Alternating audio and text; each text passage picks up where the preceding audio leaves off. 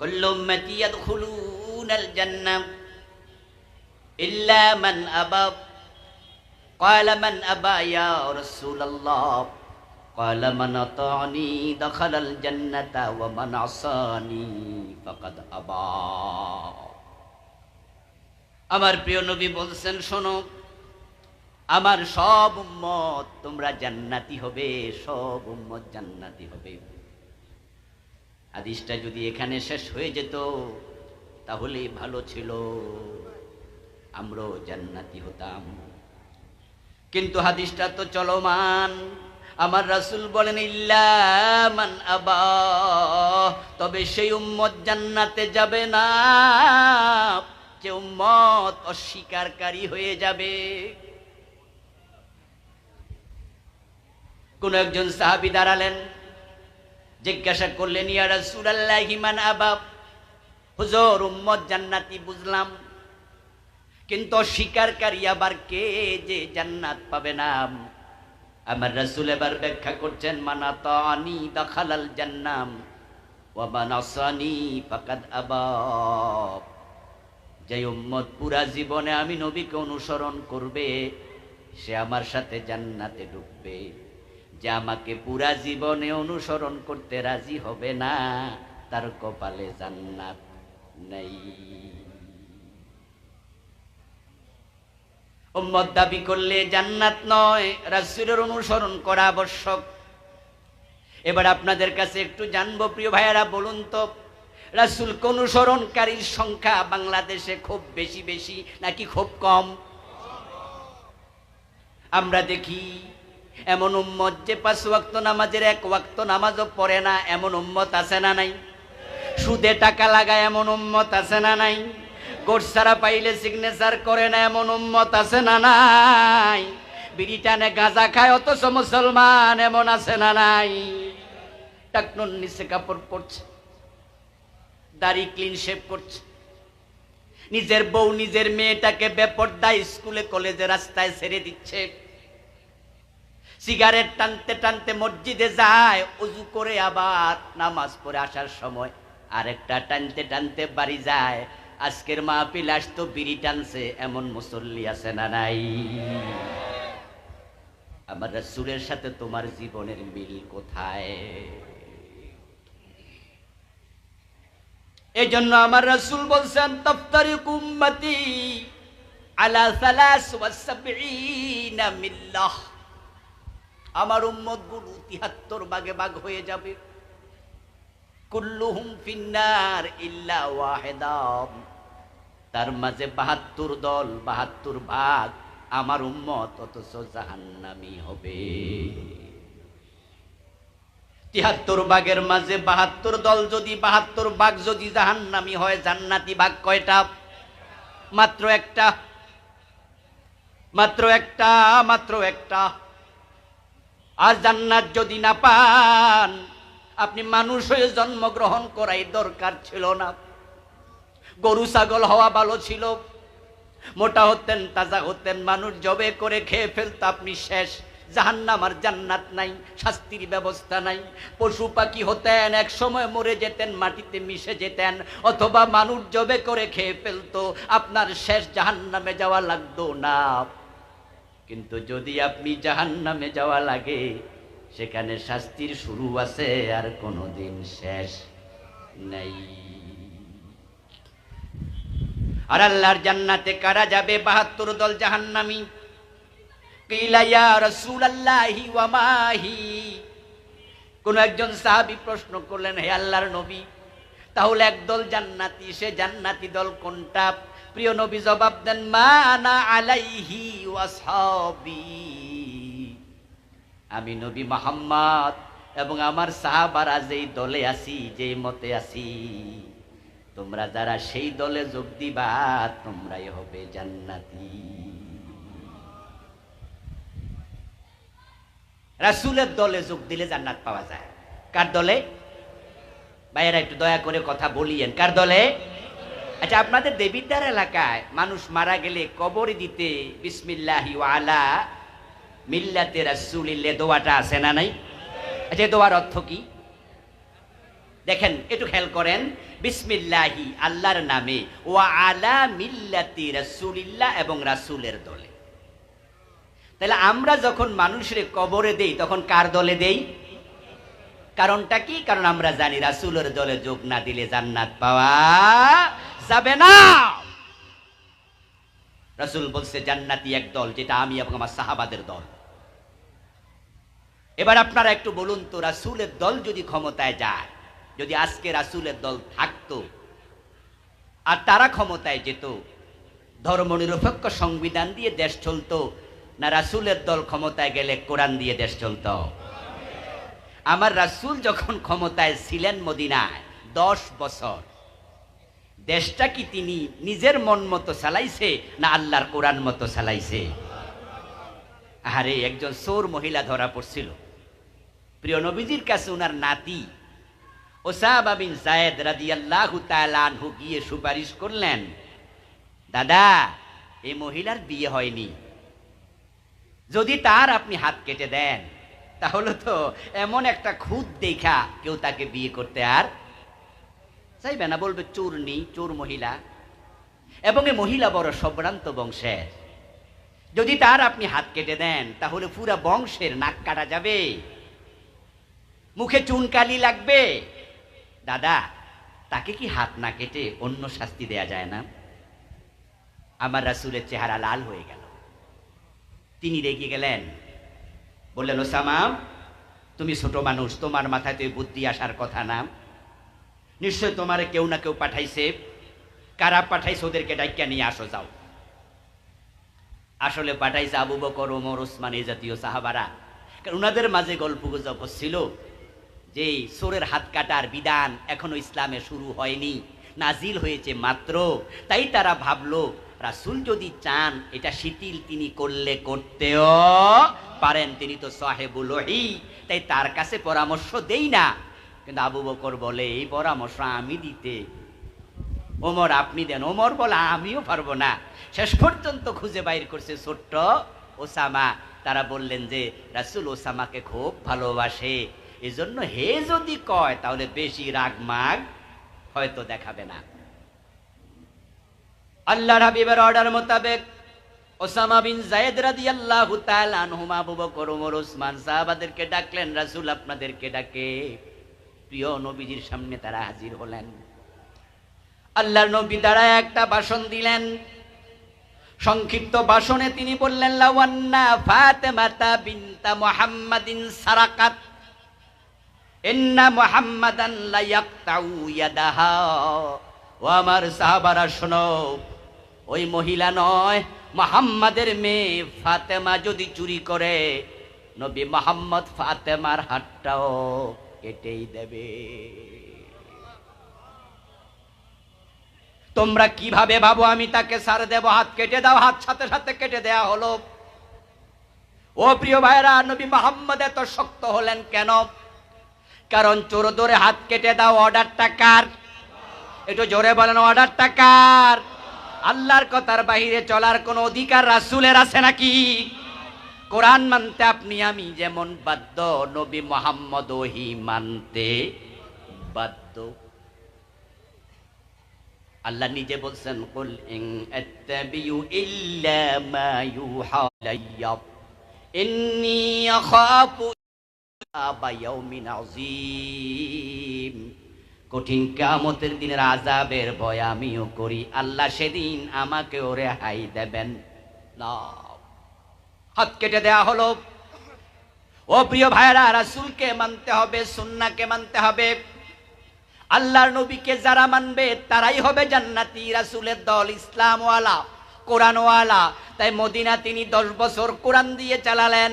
আবু বকর, ওমর, ওসমান, আলী রাদিয়াল্লাহু তাআলা আনহুম তারা 30 বছর খেলাফত রাসূলের আদর্শে চালালেন। হযরত ওমর অর্ধ পৃথিবী যখন শাসন করলেন, মন মতো না কোরআন মতো। এখন রাসূলের দল ক্ষমতায় গেলে কোরআন ক্ষমতায় যায়। 53 বছরের বাংলাদেশ কোরআন দিয়ে চলছে নাকি ব্রিটিশ আইনে চলেছে? কথা বলতে হবে। 53 বছরের বাংলাদেশ কোরআনের আইনে চলছে না ব্রিটিশের আইনে? আল্লাহর কোরআন বলে চোর ধরে হাত কাটো, ব্রিটিশ আইন বলে চোর ধরে জেলে দাও। আমরা হাত কাটছি না, জেলে দিছি। আল্লাহর কোরআন বলে জেনা করলে পাথর মারো, অবিবাহিত হলে 100 বেত লাগাও। ব্রিটিশ আইন হলো ছেলে মেয়ে যদি মিউচুয়ালি জেনা করে রাজি হয় তাহলে কোনো বিচার নাই। অভিযোগ দেবেন থানায়, অমুক ছেলে অমুক মেয়ে তারা ব্যভিচার করছে, জেনা করছে। ওসি সাহেব বললেন তো শুনলাম বুঝলাম, এখন কি করতাম? আপনি বললেন যে আমি নিজের চোখে দেখছি তারা জেনা করছে। ওসি বলবে তো তারা যদি নিজেরা আইসা দর্শনের মামলা না দেয় আমাদের কিছু করার নাই। ছেলে মেয়ে যদি রাজি হয়ে জেনা করে বিচার নাই। আর আল্লাহর বিচার হলো বিবাহিত হলে পাথর মারো, অবিবাহিত হলো 100 বেত লাগাও। 53 বছর বাংলাদেশ কোরআন দিয়ে চলে নাই, এটাই প্রমাণ করে নবীর দলের লোকের বড় অভাব দেখা দিয়েছে।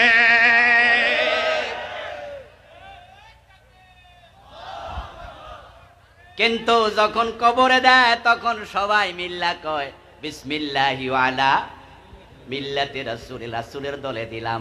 আমার রাসূল কয় তুই আমার দলে আসিলি কইল কেডা?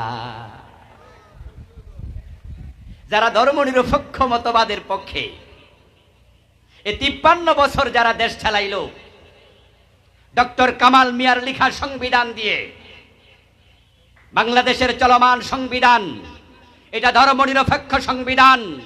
ধর্মনিরপেক্ষতা একটি কুফরি মতবাদ, একটি কুফরি মতবাদ, একটি কুফরি মতবাদ। যারা এই মতবাদে বিশ্বাস করে তাদের ঈমান থাকে না। অথচ এই মতবাদে বিশ্বাসী লোক মারা গেল, আপনার এলাকা অমুক দলের লিডার, কবরে দেওয়ার সময় আপনারা সবাই মিলে বললেন বিসমিল্লাহি ওয়ালা মিল্লাতে রাসূলিল্লাহ, রাসূলের দলে তুলে দিলাম। যারা রাসূলের দলে মরা বেড়ারে তুলে দিল হেরা নিজেরা কি রাসূলের দলে গেছে? হেরা কিন্তু নিজেরা যায় নাই।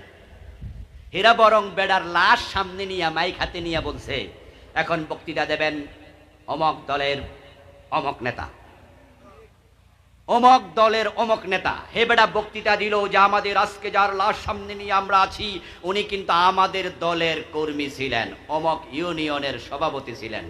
এতক্ষণ কইতাছে আমাদের দলের ছিলেন, কবরে দেওয়ার সমকে রাসূলের দলে দিয়ে দিলাম। আজীব তো। এবার আপনাদেরকে বলতে হবে, আপনারা একটু বলুন তো, যারা আমার কথা বুঝতেছেন, যাকে রাসূলের দলে দেয়া হলো সে কি নিজে গেছে না পাবলিকে ধাক্কাইয়া দিছে? রাসূল কি এত ঠেকায় পড়লেন যে নিজে যাইতে চায় না, পাবলিকে ধাক্কা মারে, হেরে নিতে হইব? রাসূলের দল কি এতই লোক শূন্য? রাসূলের দলে লোক কি এতই কম যাকে তাকে নেবে? তোমাকে রাসূল দলে নেবে না। রাসূলের দলে জান্নাতে যেতে হলে মরার আগে রাসূলের দলে আসা দরকার আছে না নাই? রাসূলের দল মানে হচ্ছে আল্লাহর কোরআনের দল। কোরআন আছে যার কাছে, আপনি আমি থাকতে হবে তার কাছে। প্রিয় ভাইয়ের, আলহামদুলিল্লাহ 53 বছর পরে আল্লাহ তাআলা আমাদেরকে বাংলাদেশে একটি অবারিত সুযোগ দিলেন, যে সুযোগ বিগত 52 বছরে আসে নাই। আল্লাহর দেওয়া সুযোগের সদ্ব্যবহার না করলে আল্লাহর আদালতের আসামির কাঠগড়ায় দাঁড়াতে হবে। আমরা দায় মুক্ত হতে চাই, আমরা আলেমরা দায় মুক্ত হওয়ার জন্য আপনাদের কাছে বলছি, বিগত 52 বছরে যখন 72তে সংবিধান লেখা হয় তখন থেকে সংবিধান পরিবর্তন করবে পরিপূর্ণভাবে কোন সরকারে সাহস করেনি। পরিপূর্ণ সংবিধান পরিবর্তন করার মতো সাহস কোন সরকার দেখায়নি, সুযোগও ছিল না। কিন্তু 52 বছর পরে এবার বিপ্লবের কারণে এমন সুযোগ এসেছে, এই সরকার যদি চায় গণভোটের মাধ্যমে পুরা সংবিধান পরিবর্তন করার সুযোগ আছে না নাই?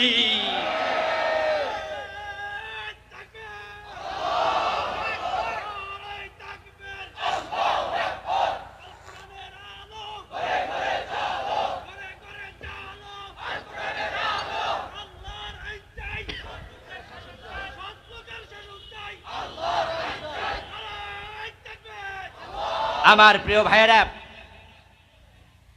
এবং আমরা ডক্টর আসিফ নজরুল স্যার, যিনি আইন বিষয়ক মন্ত্রণালয়ের দায়িত্বে আছেন,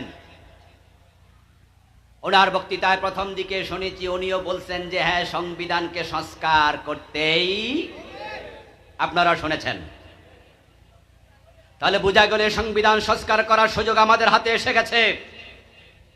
92% মুসলমান যদি আমরা একমত হয়ে যেতে পারি, 92% হওয়া লাগবে না, 51%, 51% যদি আমরা একমত হয়ে যাই, ধর্মনিরপেক্ষ সংবিধান মানি না, আল্লাহর কোরআনকে সংবিধান বানাতে হবে, এই সরকার বাধ্য হবে।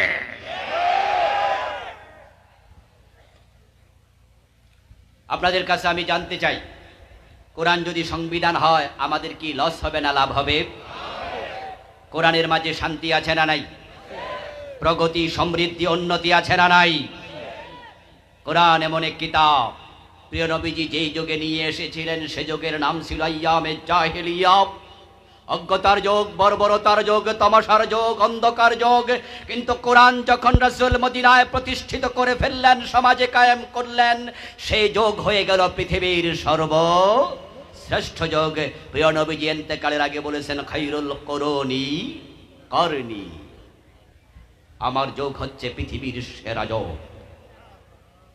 আমরা দেখেছি যেই সমাজেই হানাহানি, মারামারি নিত্যদিন চলতো, বাবা নিজের মেয়েটাকে জীবিত মাটিতে চাপা দিয়ে মেরে ফেলত, যেখানে কথায় কথায় হানাহানি মারামারি লেগে যেত, কার হাতে কতজন মানুষ খুন হয়েছে তা নিয়ে গর্ব ভরে কবিতা লিখত, মানুষ মারা যাওয়ার পরে তার রেখে যাওয়া তলোয়ার বাড়ির সামনে ঝুলিয়ে কবিতা লিখে দিত, তার হাতে এতজন খুন হয়েছে, কোন ঘরে প্রতিদিন কত গ্যালন মদ পান করা হয় তা নিয়ে কবিতা লিখত। ইমরুল কায়েসের মতো নিকৃষ্ট কাব্যবিদের কবিতা কাবার গেলাপের সাথে ঝুলিয়ে দিয়েছিল, যে তার প্রেমিকা ওনায়েজার কোন দেহের কোন অংশ কোন জায়গায় কেমন সুন্দর তা নিয়ে কবিতা লিখেছে। এই নিম্ন রুচির মানুষগুলো যখন কোরআন মানতে শুরু করেছে, হানাহানি নাই, মারামারি নাই, ঝগড়া নাই, পাচাদ নাই, সন্ত্রাস নাই, হিংসা নাই, অদ্য দুনিয়ার সম্রাট ওমর গাছতলা একা একা ঘুমায়, বডিগার্ডেরও প্রয়োজন হয় নাই।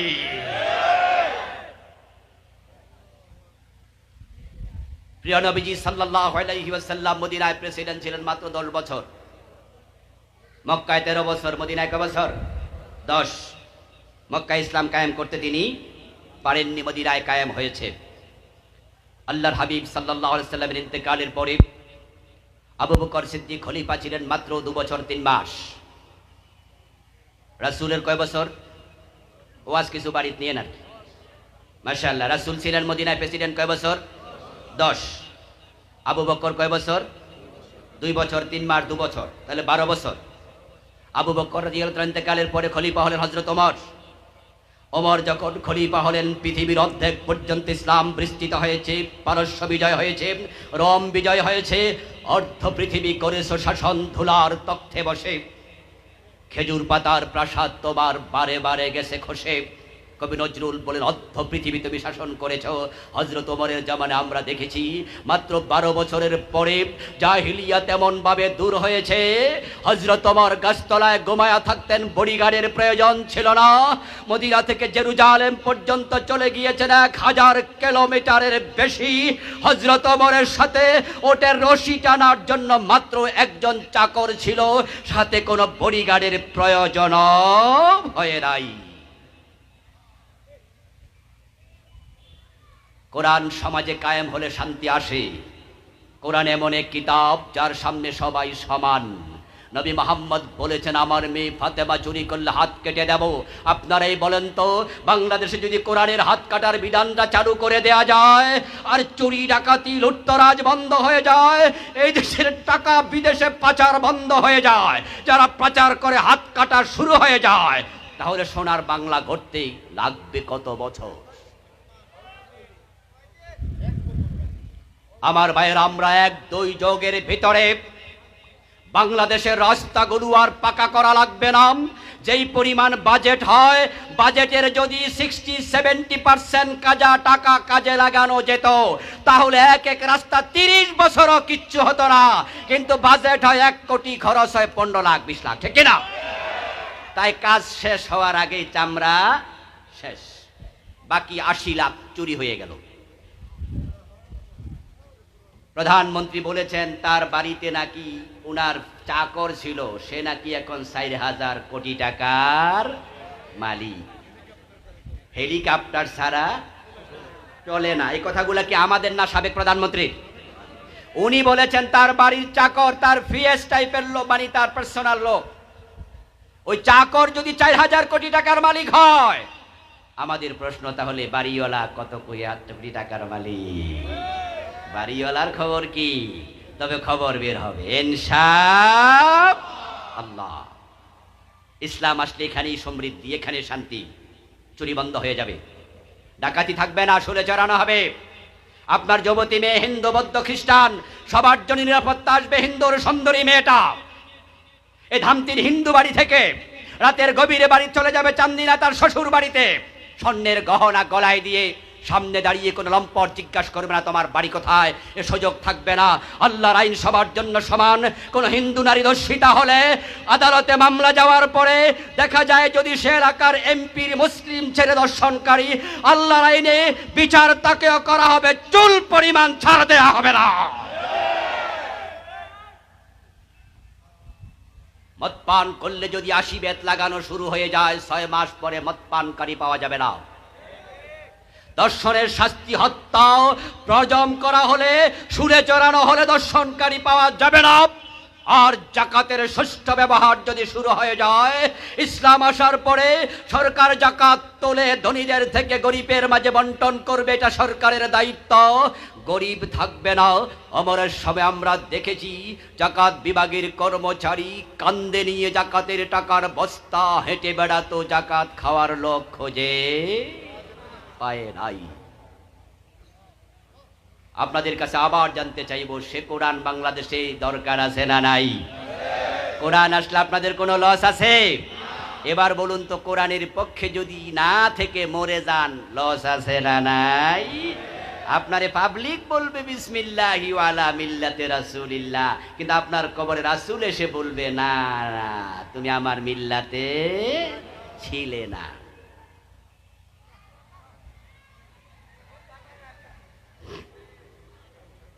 আমার প্রিয় ভাইয়েরা, বাংলাদেশ জামাত ইসলামী এই কথাগুলোই আপনাদেরকে বলতে চায়, যেগুলো আমাদের মুখ দিয়ে বলাচ্ছে। ইসলামী ছাত্র শিবির এই কথাগুলোই সমাজের মানুষের কাছে বলতে চায়। আমরা আমাদের দলকে ক্ষমতায় নিতে হবে, এটা জরুরি কিছু না। এই দল কয়দিন আগে ব্যান হয়ে গিয়েছিল। আচ্ছা, যদি জামাত ইসলামী নামে কোনো দল বাংলাদেশে নাও থাকতো, আমরা কি ইসলামী রাজনীতি করা বন্ধ করে দিতাম? আরেক দলের নাম দিতাম? তাহলে আপনি জামাত ইসলামী করতে হবে, এটা জরুরি নয়। আমরা জামাতের প্রচার করি না, প্রয়োজন নাই। জামাত ইসলামের পক্ষে আছে, তাই আমরাও জামাতের পক্ষে আছি। জামাত যদি পতচ্যুত হয়ে যায়, আল্লাহ না করুক, তাদের সাথে আমরা একদিনও থাকবো না, 1 মিনিটও থাকবো না। আমরা আল্লাহর কোরআনের সাথে থাকবো, ইসলামের সাথে থাকবো। জামাত ইসলামী কথাগুলো এই জন্যই বলে, কারণ যদি রাসূলের দলে যোগ না দিয়ে আপনি মারা যান, রাসূল আপনাকে জান্নাতে সাথে করে নিবে না। আমরা জান্নাতে যেতে চাই। আমাদের নেতারা যাদেরকে ফাঁসি দেয়া হলো, মতিউর রহমান নিজামী রাহেমাহুল্লাহ, মীর কাসেম আলী, আব্দুল কাদের মোল্লা, আলী হাসান মোহাম্মদ মুজাহিদ রাহেমাহুল্লাহ, যারা নিরপেক্ষ আছেন তারা একটু কথা বলবেন, যারা বিবেক বন্ধক দিয়েছেন তারা চুপ করে থাকলে অসুবিধা নেই। আচ্ছা, এই লোকগুলো যদি সরকারের সাথে আতাত করতো, তাহলে কি ফাঁসি হতো? তাদেরকে অ্যারেস্ট করার সময়, যখন অ্যারেস্ট করছে, তখনও আগের সরকারের যিনি সেক্রেটারি ছিলেন, আমাদের ওবায়দুল কাদের, নোয়াখালীর কৃতি সন্তান, উনি বলেছেন, না প্লিজ,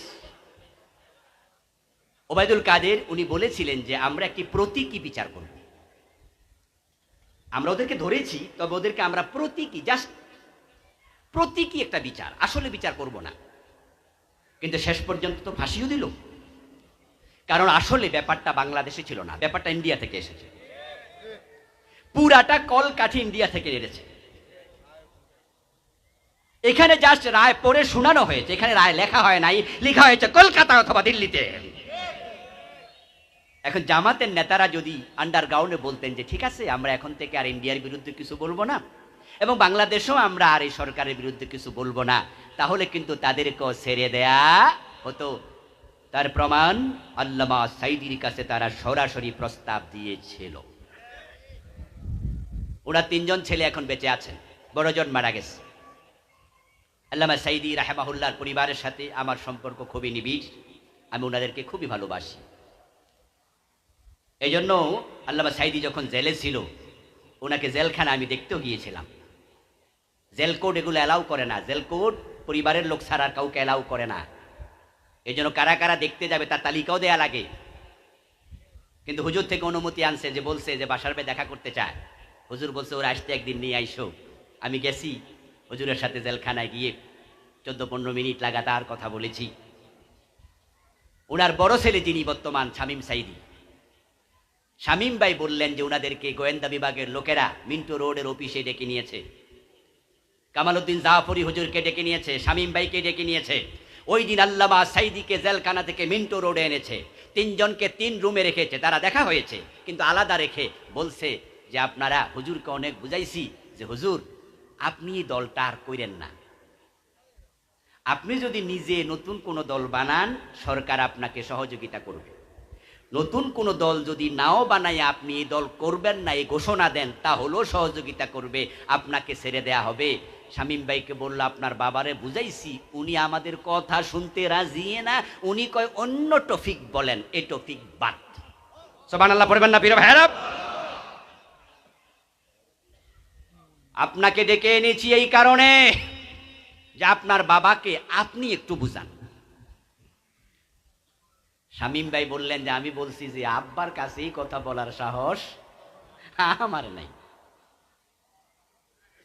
তখন কামাল উদ্দিন জাফরি হাফেজাহুল্লাহ হুজুরকে বলছে আপনার তো বেয়াই লাগে, আপনি বড় আলেম, তা আপনি একটু বুঝান।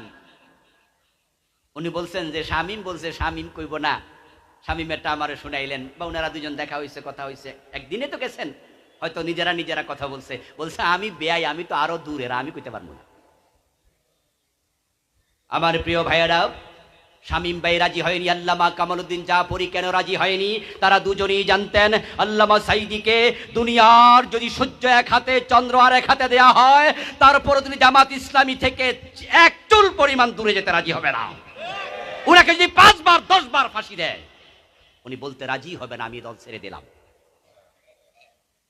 কারণ এই দল যে উনি করতেন দুনিয়ার কোনো লোভে না জান্নাতের জন্য। আর কোন মোমেন কি জান্নাত যে কাজ থেকে দূরে সরে যায় সে কাজ করতে রাজি হতে পারে? উনি কিভাবে বলেন? আল্লামা সাইদি রাহিমাহুল্লাহ, মতিউর রহমান নিজামী রাহিমাহুল্লাহ, আব্দুল কাদের মোল্লা রাহিমাহুল্লাহ আতাত করেননি, আপোষ করেননি। উনারা জান্নাতের পথের লোক। এই জন্য তো মীর কাসেম আলী রাহিমাহুল্লাহকে ফাঁসি দেওয়ার আগে উনি নাকি 1 ঘন্টার মতো নাক ডেকে ঘুমাইছে। কারারক্ষীকে উনি বললেন যে ফাঁসি কয়টা? বলছে স্যার 1 ঘন্টা 1.5 পরে। তাহলে আধা ঘন্টা পরে আইসেন, আমি একটু ঘুমাইয়া লই। জেলখানা থেকে বের হয়ে আমির হামজা ভাই আমাকে বলেছে, আমাদের এই যে মুফতি আমির হামজা ভাই, আরো একাধিক জন বলেছে, ওই কাশিমপুর কারাগারের সে কারারক্ষী আমির হামজা ভাইকে বলেছে যে মীর কাসেম আলী আমারে বলছে 1 ঘন্টা 1.5 পরে যদি ফাঁসি হয় তাহলে 1 ঘন্টা ঘুমাইয়া লই, আপনি 1 ঘন্টা খানেক পরে আইসা ডাক দিয়ে আমারে। কারারক্ষী বলে আমি আশ্চর্য হলাম, 1.5 ঘন্টা পরে ফাঁসি, এ নাকি ঘুমাইব। কিছুক্ষণ পরে আমি ফিরে এসে দেখি ঠিকই বেডা ঘুমাইছে এবং বেডা নাক ডাইকা ঘুমাইতেছে। উনি নাকি ঘুমালে নাক ডাকতেন। আমি চলে গেলাম যে আর একটু ঘুমাক। কিছুক্ষণ পরে এসে দেখি উনি নামাজে দাঁড়িয়ে আছে। এর মানে হয়তো আমি যাওয়ার পরে জেগে গেছে, ওযু করে নামাজ পড়ছে। বিবেক যদি আপনার নিরপেক্ষ হয় তাহলে আপনার কাছে আমার প্রশ্ন, যার 1.5 ঘন্টা পরে ফাঁসি তার কি ঘুম হওয়ার কথা? কিন্তু উনার ঘুমটা কেন হলো, কিভাবে হলো? এর কারণ জান্নাতের পথের পথিক তিনি জানেন যে এই দোষে আমাকে ফাঁসি দেয়া হচ্ছে, ওই দোষের সাথে আমার কোনো সম্পর্ক। আচ্ছা, বিনা দোষে যদি আপনাকে কেউ ফাঁসি দেয়, আপনাকে গুলি করে দেয়, আপনার মৃত্যুটা কি স্বাভাবিক না শাহাদাত? আপনার কথা বলছি, আমার কথা বলছি। যদি আমার কোনো দোষ না থাকে আর আমাকে ধরে ফাঁসি দিয়ে দেয়, আমাকে গুলি করে দেয়, এটা কি স্বাভাবিক মৃত্যু? এটা শাহাদাত। আর বলুন তো, যারা নিশ্চিত 1 ঘন্টা পরে তাদের শাহাদাত হচ্ছে, তারা রাসূলের সাথে দেখা হয়ে যাবে কবরে, আল্লাহর সাথে সাক্ষাৎ হয়ে যাবে। মৃত্যুর সাথে সাথে মৃত্যুর খবর শুনে আমরা পড়ি ইন্না লিল্লাহি ওয়া ইন্না ইলাইহি রাজিউন। বাংলা অর্থ কি? নিশ্চয় আমরা আল্লাহর জন্য, আমরা আল্লাহর কাছে ফিরে যাচ্ছি। এজন্য মীর কাসেম আলী রাহেমাহুল্লাহ ভেবেছেন ঘন্টা দেড়েক পরে আমার সাথে সাক্ষাৎ হবে কার? আমার রবের। আমার লাশ যখন কবরে রাখা হবে আমার সাথে সাক্ষাৎ হবে মদিনার নবী মুহাম্মাদুর রাসূলুল্লাহর সাথে। লাশ কবরে যাওয়ার পরে তিনটি প্রশ্ন, তার মাঝে 3 নাম্বার প্রশ্ন, মান হাযার রাজুল আল্লাযী বুইসা ফীকুম। ওনাকে চেনো নাকি? ওনাকে চেনো?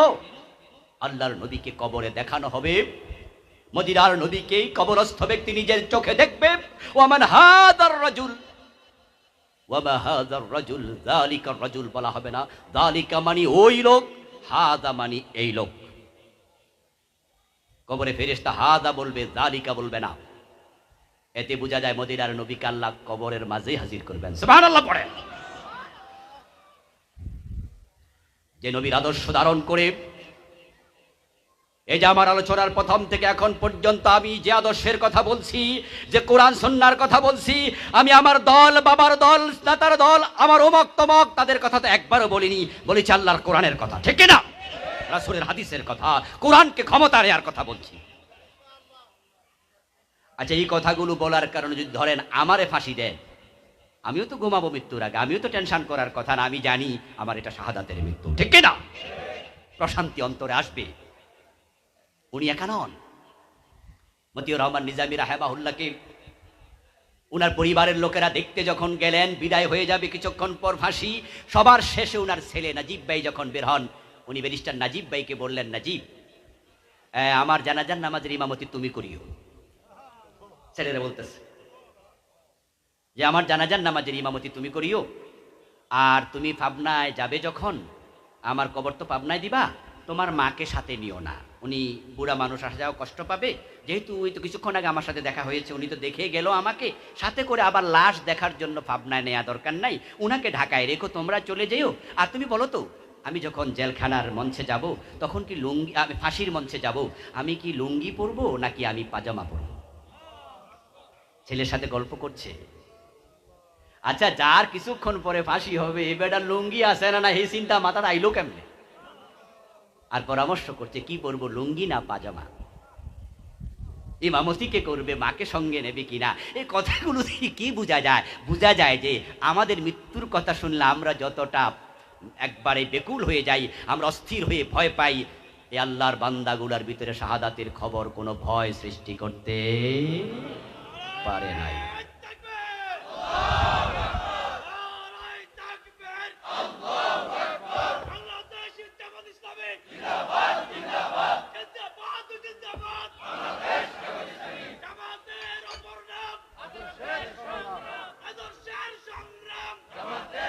আমার প্রিয় ভাইয়েরা, আমার প্রিয় ভাইয়েরা, এখন জামাত একটা দলের নাম মাত্র, এই দল কিচ্ছু আসে যায় না। আমরা দলকে ক্ষমতায় নিতে চাই না, ক্ষমতার কথা বলি না, আমরা আল্লাহর কোরআনকে ক্ষমতায় নিতে কথা বলি। এই জন্য তো আমরা বলি আমরা সব ইসলামী দল এক হয়ে যাব। আচ্ছা, ইসলামী দল যখন সবগুলো এক হয়ে ক্ষমতায় যাবে তখন কি আলাদা কোনো নাম থাকবে? সুতরাং দল ইম্পর্টেন্ট নয়, আমরা আল্লাহর কোরআনের পক্ষে এক হয়ে যেতে চাই। কোরআনকে ক্ষমতা নেওয়া দরকার আছে না নাই? আল্লাহর নবী যদি আজকে জীবিত থাকতেন আমরা কি আলাদা আলাদা দল করতাম? উনার দলে সবাই শামিল হয়ে কোরআনের পক্ষে চলে যেতাম। আমার প্রিয় ভাইয়ের, আলহামদুলিল্লাহ 53 বছর পর আল্লাহ একটা সুযোগ দিছে। মানুষ দেখেছে ধর্মনিরপেক্ষতাবাদীদের সংবিধান, তারা এই 53 বছরে সুখ দিতে পারেনি। তারা লুটতরাজ করেছে, দেশের টাকা লুণ্ঠন করেছে, চাঁদাবাজি করেছে। ইসলাম যদি আসে শান্তি আসবে, ইনসাফ আসবে, ফয়সালা হবে কোরআন এবং সুন্নাহর মাধ্যমে। মানুষ আদালতে ন্যায় বিচার পাবে, শান্তির পলগু দ্বারা সমাজে প্রবাহিত হবে। ইসলাম কায়েমের জন্য এখন প্রয়োজন আলেমদের ইখতিলাফ ভুলে আলেমরা এক হয়ে যাওয়া। কেউ কিয়াম করে, কেউ কিয়াম করে না, কেউ আমিন জোরে বলে, কেউ আমিন আস্তে বলে, কেউ বুকের উপরে হাত বাঁধে, কেউ নাভির নিচে হাত বাঁধে। আমরা ইখতিলাফ ভুলে আল্লাহর কোরআনে, রাসূলের সুন্নাহর ব্যাপারে যদি এক হয়ে যাই, আলেমরা এক হয়ে গেলে জালেমরা লেজ তুলে বলে পালিয়ে যাবে।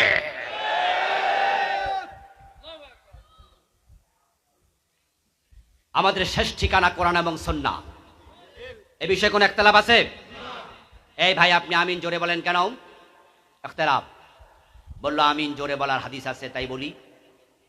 এই আপনি আস্তে বলেন কেন? বলে আস্তে বলার হাদিস আছে তাই বলি। আপনি বুকে হাত বাঁধেন কেন? বলে হাদিসে আছে রাসূল বুকে হাত বাঁধছে তাই আমি বাঁধি। আচ্ছা আপনি বাঁধেন নাভির নিচে, কারণ কি? হাদিসে আছে রাসূল নাভির নিচে বাঁধছে। ইখতিলাফ আছে কিন্তু দলিল খুঁজি আমরা হাদিসে, ঠিক কি না? তাহলে শেষ ঠিকানা ওহী, কোরআন সুন্নাহ। তাহলে আমাদের মাঝে ইখতিলাফ থাকুক, সাহাবীদের মাঝে ছোটখাটো ইখতিলাফ ছিল, কোনো অসুবিধা নাই, কিন্তু সংবিধান কোরআনকে বানাতে হবে, কোরআনকে ক্ষমতায় নিতে হবে। ইখতিলাফের জায়গায় ইখতিলাফ রেখে এ বিষয়ে একমত হওয়া দরকার আছে না নাই? আল্লাহ সুযোগ দিয়েছে, সামনে সময় আসছে, এক হয়ে যান, এক হয়ে যান। যদি এক হতে না পারেন এই সুযোগ হাতছাড়া হয়ে যায়, আল্লাহর আদালতে আসামির কাঠগড়ায় দাঁড়াতে হতে পারে। এই জন্য আসুন সিরাতুন নবীর এই মাসে আজকের বারাকাপূর্ণ প্রোগ্রাম থেকে আমরা ঐক্যের শিক্ষা গ্রহণ করে বাড়ি ফিরতে চাই।